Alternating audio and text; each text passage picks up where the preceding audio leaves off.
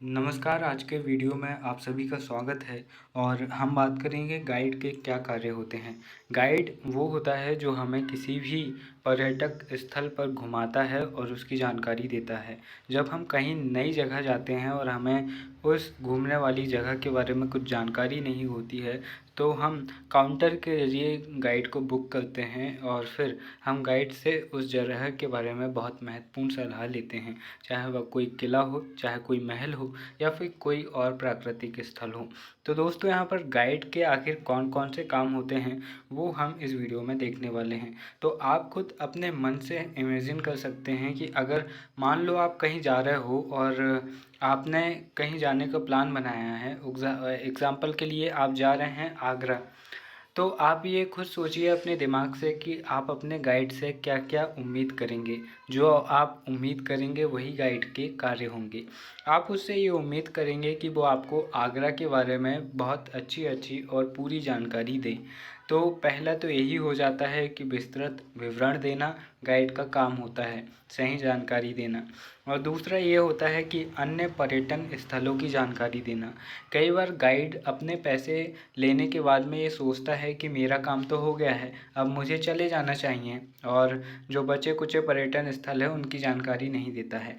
लेकिन आप अपने गाइड से ये उम्मीद करेंगे कि वो आपको पूरी लोकेशन के बारे में बताए, बहुत अच्छी अच्छी जगहों के बारे में बताए और वहाँ ले जाकर आपको घुमाएं। यानी कि दूसरी कार्य यह हो जाता है कि अन्य पर्यटन स्थलों की जानकारी देना, साथ ही आपके लिए वाहन की व्यवस्था कराना और आने जाने की यात्रा को आपकी यात्रा को सुगम बनाना। यानी अगर आप कहीं घूमने जा रहे हैं तो आप चाहेंगे कि वो आपको समय पर गाड़ियों की मदद से पहुंचा दे और फिर घूमकर आपकी डेस्टिनेशन पर वापस छोड़ दे। तो यहाँ पर वाहन सवारी आदि की व्यवस्था करना एक महत्वपूर्ण पॉइंट हो जाता है। चौथा आता है पर्यटकों के समय एवं व्यय के अनुसार चर्चा करना। कुछ गाइड होते हैं जो पर्यटकों को लूटने पर तुले रहते हैं। उनकी दुकानदार पहले से ही सेट होते हैं और वे पर्यटकों को अक्सर उन्हीं दुकान पर लेकर जाते हैं जहां पर से उन्हें कमीशन मिलने वाला होता है। लेकिन एक अच्छे गाइड का कार्य यह होता है कि वह पर्यटकों के समय का ध्यान रखे कि उन्हें इतने समय तक वापस घूम कर आना है या फिर उन्हें इस समय तक अपने काम को ख़त्म करना है। दूसरा ये होता है कि वो पर्यटक की व्यय के हिसाब से, व्यय क्षमता के हिसाब से पर्यटक जिस हिसाब से जिस रेंज में कहे उस हिसाब से उन्हें सुविधाएं मुहैया कराना। फिर यहाँ पर पांचवा बिंदु आता है कि आवश्यकता अनुसार पूर्व से व्यवस्था। यहाँ पर पर्यटक के कुछ उद्देश्य होते हैं, यानी कि उसे कुछ पहले से ही तैयार कर लेना चाहिए। जैसे जिस जगह पर वो जा रहा है वहाँ अगर रुकने वाले हैं तो रुकने के लिए कुछ लॉज या होटल बुक कर लेना चाहिए, और अगर कहीं दूर जा रहे हैं तो उसे गाड़ी बुक कर लेना चाहिए। साथ ही उसे टेलीफोन की व्यवस्था भी कर लेनी चाहिए अगर वहाँ पर नेटवर्क की प्रॉब्लम है तो यहाँ पर ये एक महत्वपूर्ण काम हो गया। इसके बाद में आप ये अगला बिंदु देखेंगे कि मार्ग में अनाउंसमेंट, घोषणाएं करते रहना। यानी कि समय समय पर यात्रियों को बताते रहना है कि यहाँ पर फलानी चीज़ थी, यहाँ पर वो चीज़ थी, यहाँ पर वो महल हुआ करता था, यहाँ पर से वो राजा गुजरे थे। तो इस तरह से कुछ रास्ते में जाते जाते ऐतिहासिक वस्तुएं हों या फिर दर्शनीय स्थान हों या फिर वहाँ की जोग्राफिकल चीज़ें हों, उनके बारे में बताते रहना, ताकि जो पर्यटक है उन्हें जानकारी मिलती रहे और वे एंटरटेन होते रहें। इसके बाद में अगला बिंदु आता है कि संबंधित स्थलों एवं संस्कृतियों का पूर्ण ज्ञान होना।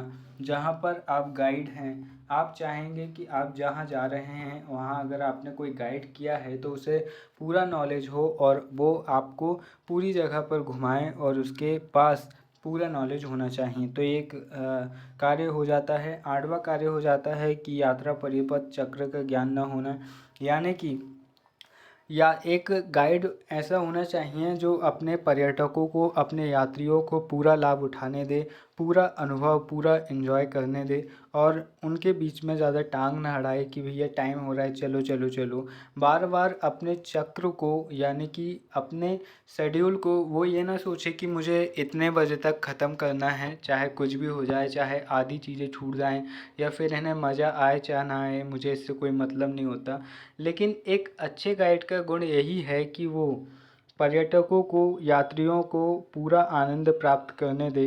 इसके बाद ही निर्धारित क्रम के अनुसार उन्हें घुमाते हुए वापस उस स्थान पर पहुंचा दे जहां उसे यात्रियों को छोड़ना होता है।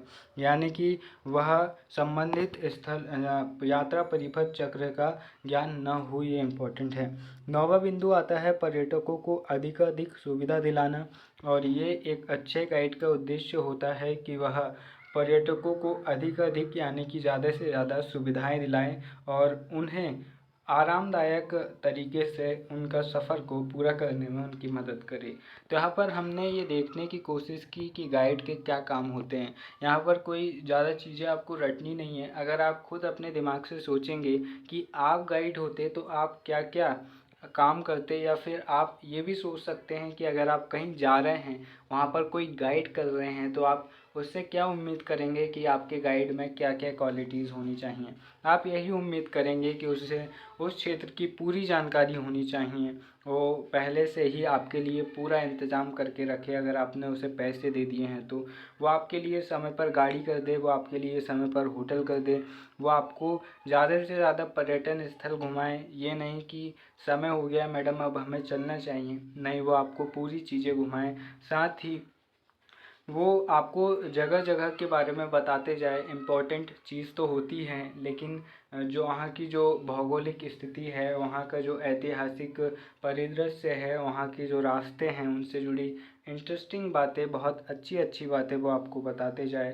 साथ ही वो आपको ज़्यादा से ज़्यादा सुविधा दिलाएं और आपके साथ में सम्मानजनक व्यवहार करे और आपको सुविधा दिलाने के लिए हमेशा तत्पर रहे। तो यहाँ पर हमने देखने का कार्य किया कि गाइड के क्या काम होते हैं और एक अच्छे गाइड को ये सभी काम आने चाहिए।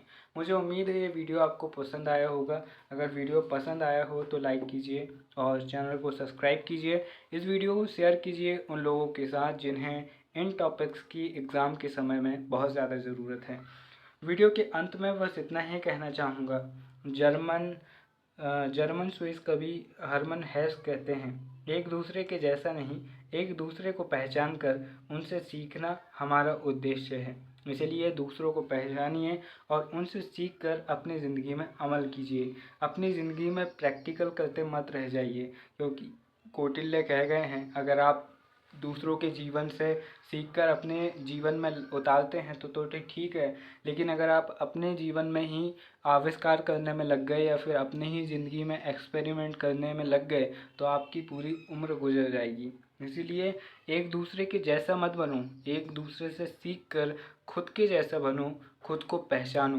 फिर मिलते हैं अपने किसी और वीडियो में, तब तक के लिए नमस्कार, जय हिंद।